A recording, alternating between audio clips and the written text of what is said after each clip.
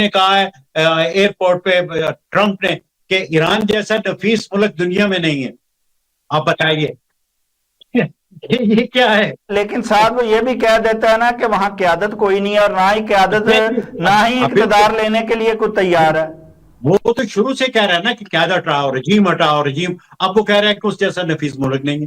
تو یہ کیا مصیبت ہے؟ تو جیسا میں نے پہلے بھی عرض کیا ہے کہ کوئی نورا قسم کی کشی جو ہے وہ چل رہی ہے، جو کہ جو انہوں نے لڑنا تھا وہ لڑ لیا ہے.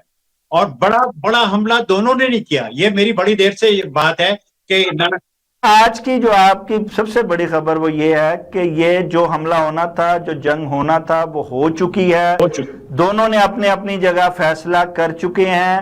اب جنگ کی کوئی آگے امید نہیں بھائی، یہ نورا کشتی چلے گی اور پھر آخر میں مذاکرات ہو کے اپنی اپنی دونوں فاتح ہوتے ہوئے اپنے اپنے گھروں کو چلے جائیں گے. اب دیکھیں آپ تو، ہاں بالکل. اب ایران نے ڈیلفن بم بنایا ہے کہ وہ ڈیلفن پہ جو ہے وہ سے حملہ کرے گا جہازوں پہ. اور مچھر جو ہے مچھر گینگ بنایا ہے اس نے اس میں اربوز میں. تو یہ سب باتیں اسی لیے ہے نا کہ تاکہ لوگ یہ نہ سمجھیں کہ ہم نے وڈرا کر لیا، ہم کچھ نہیں کر رہے. اور اس نے جو ہے امریکہ نے برگیڈ بنا لیا ہے کہ بھئی جو ہے وہ بھائی چارے کا برگیڈ امریکہ نے یہ بھی بنا لیا ہے وہاں. تو یہ اب سب باتیں جو ہے آپ اقرار بھی کر رہے ہیں اور ساتھ ساتھ جنگ کی تیاری بھی جو ہے وہ بھی بتا رہے ہیں کہ ہم کر رہے ہیں، دونوں ہی کر رہے ہیں. لیکن زمینی حقائق جو جیسے آپ نے فرمایا کہ مختلف ہیں.